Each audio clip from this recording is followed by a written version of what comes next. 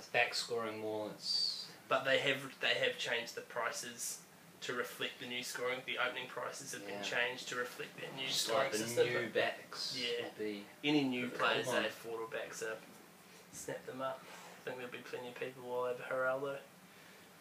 Yeah, my picks would be James Tedesco, starting fullback at the Tigers. He's priced at about 77,000. What's Motson up to at the moment? He was, I can't remember off the top of my head, I think it was maybe 140, something along. Yeah. But why is that he not price range. starting? He's is starting. At 7. Oh, at 7, right. Yeah. Okay.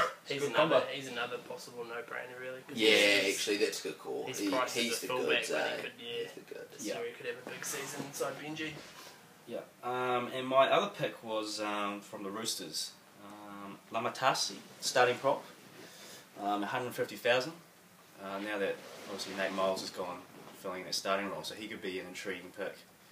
Now the question is whether or not he's going to get the minutes to be able to put up big scores. But when you look at the bench, you have Arona, Mosi Masoe, and Martin Kennedy. I'm surprised Kennedy's not starting because he had a great year. He did. Started the year strongly last year. He did. And you have Warre Hargreaves as the other prop. So I'd say the rotation will probably be based around Warre Hargreaves because he's not exactly the most fittest player. Yeah, none of them are really huge minute props, Yeah. are they? So I've got a feeling Tassi may get some decent minutes and some good scores, and I think he'd be a pretty good investment. One to look out for. Yeah. Obviously, Jerome Ropati coming back from injury as well. Yeah, 100,000. We know how much you love Jerome. Yep, very risky. I didn't actually pick him. Okay. Would you consider trading him into your team if you had a good few weeks? Never. He's blacklisted. Blanket ban. Him and Paul Gallen. Yeah. Paul Gallen is on principle. On principle. That's quite acceptable. That's quite acceptable. Yeah. Now I was just wondering who you guys have for your top 8 this year. Well, I mean, we've had a brief chat about this, and I think a lot of the predictions are pretty obvious because we've got a couple of people who are picking just the same top 8 as last year. I think everyone really. I mean, the top 8 from last year. It's hard to go past any of them, give or take. Maybe who you know. No, well, I mean, first let's run through what that 8 is because Matt, this is your 8. I've failed to find a single change this year, so I've got Manly, the Storm, Warriors, Knights, Tigers, Cowboys, and Broncos and Dragons in 7th and 8th. If I was going to pick one team from that bottom 8 of last year to maybe improve, I thought the Dogs under Des Hasler could be a good chance, possibly at the expense of the Dragons, but no, at the moment I'm sticking with status quo from 2011. Could I ask you what your top 4 would be? My top 4, I think, was definitely going to be Manly, Storm, Warriors. I've got a bit of trouble with 4th, probably the Tigers over the Knights. Yeah, they are favourites at the moment. Yeah, I think the Tigers. Which is interesting. So I've gone with, as you say, the Dogs to get into the 8, but unlike you reckon the Dragons are in trouble. I reckon the Broncos will have a tough season this year. I mean, Lockyer gone, and there's all the usual reasons with the Bronx, like they struggle around Origin and all that kind of thing. I just think they're going to miss out. But I know there's 1 or 2 more controversial picks from some of the others in the room, so what do we got? Yeah, well, I've kind of thrown up a bit of a curveball here. I think the Sharks are going to have a big season. This is so controversial. Well, I think they're due, you know. I mean, and they've got a good player base there. I mean, they're going to be led in the front there from Tupou, and admittedly they've lost Snowden, you know, so they've lost a little bit up front. But they've also got their main man Todd Carney, you know, and he's due. You know, he's due for a big season. He's just got to get his head together. You guys, and, you know, and I think he's going to do that. So I'm pushing the Sharks at 1. I'm pushing Storm at 2.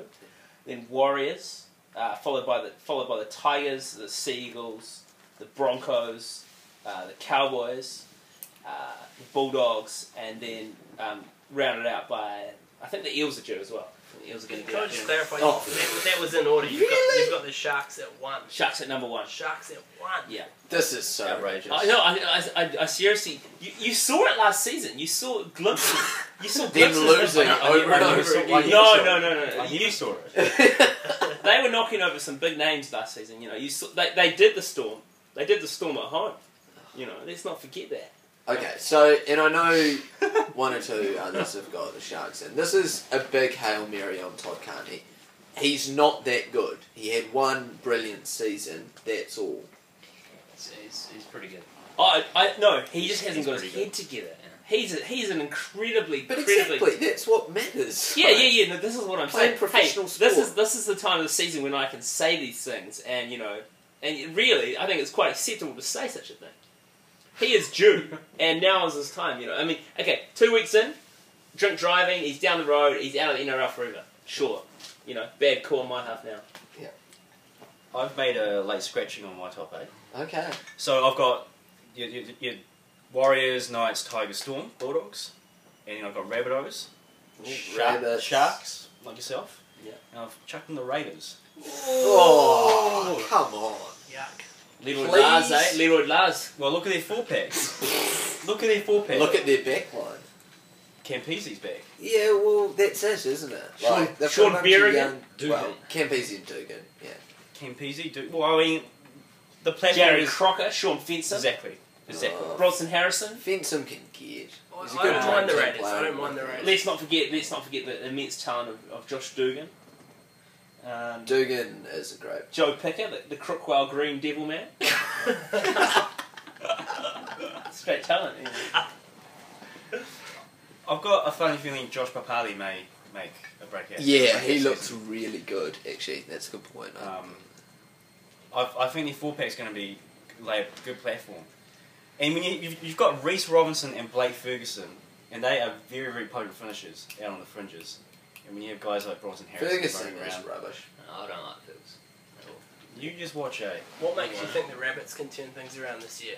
new coach, new attitude. You think rookie halfback? This has can be been good said enough? about them for years. Rare rookie halfback. I don't know if he.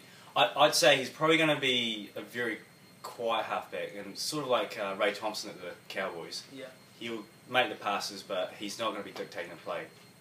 John Sutton will be stepping up. a lot Burgess' this year. fitness, Sam Burgess is going to be huge because he looked fantastic in the All-Star game. And you got to remember last Brother, year. man? Yeah, Burgess. One Yeah. of them's injured, one of them's okay. Yeah, but you got to remember last year there was a lot of injuries in their 4-pack, and the momentum just puffed out. Love to see Roy Asatasi have an injury-free season Yeah. as well. I agree. I Yeah, completely agree He's there. been hard done by the last couple of years. Get him back in the Kiwis, Yeah. eh? He's great. Can't believe Kenny leaves him out. Alright, here's my top 8 pick. How it's going to look at the end of the season. I've got Warriors, Tigers, Storm, and the Broncos in my top 4.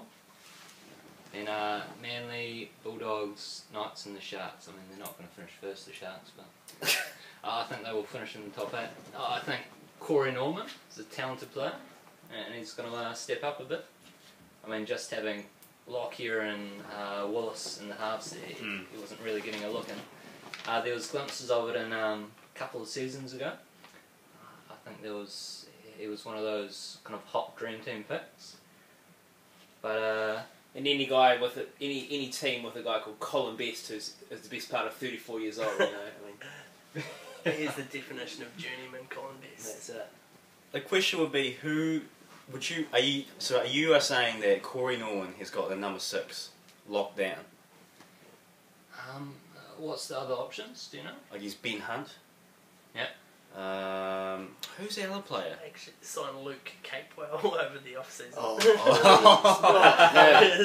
he is rubbish. The X Factor. Yeah. I'd put Corey Norman, first choice there. Okay. He's got such a good back line. Yeah. Young Jack Reed, Oh. Yeah, Very good. Jack Rhodes the guy. Yao Yi. Yao Yi. I Beagle? mean, Origin player. Hoffman. It's a great backline. Seven Seavers back. Too old. Massive. I was just saying New it, South so- Wales. Wow. He'll be playing Origin again. We all know New South Wales are going to win Origin this year. Anyway, finally, Wooden Spoon. Straight picks. What are we going? Start with you, Matt. Penrith Panthers this year. As much as I like Ivan Cleary, I just don't think they've got the roster to really not just compete for the top 8, but even find themselves outside that bottom 2 or 3. And I think they'll be at the bottom for a fair part of the season. Ollie? Panthers as well. Nico? Going for Titans. They've lost a lot of experience and friends out the front, and obviously, okay, they've made a few signings, but yeah, I can't see them doing much this season. I've gone the Parramatta Eels. I don't rate their pack, and I don't think Sando is the saviour. I think they'll still be confused in the halves. Taro? I've gone with the Roosters. Just a team on a decline in my books. I think Ness is. I think he's actually, as a player, is starting to decline. Do you think the player that He was never that good. Wow. I don't think. I think he's very good. I think he's more. I think he's definitely a better player playing at lock. Yeah. 5'8". Yeah. And throughout his career, I think he's been forced to play 6, or he prefers to play 6. But he's definitely a better player at lock. And I think, when you look at Brian Smith's teams, that they do historically get worse with each season. So that's the Roosters. the Roosters. Shame Sonny Bull. It's the best place for him. He'll redeem them in 2013. We all know that. Right. That's 37 minutes. That's plenty. If you've continued to listen in, you're an absolute champion. Stacks on the mill. Stacks on the mill. Cheers, boys. Thank you.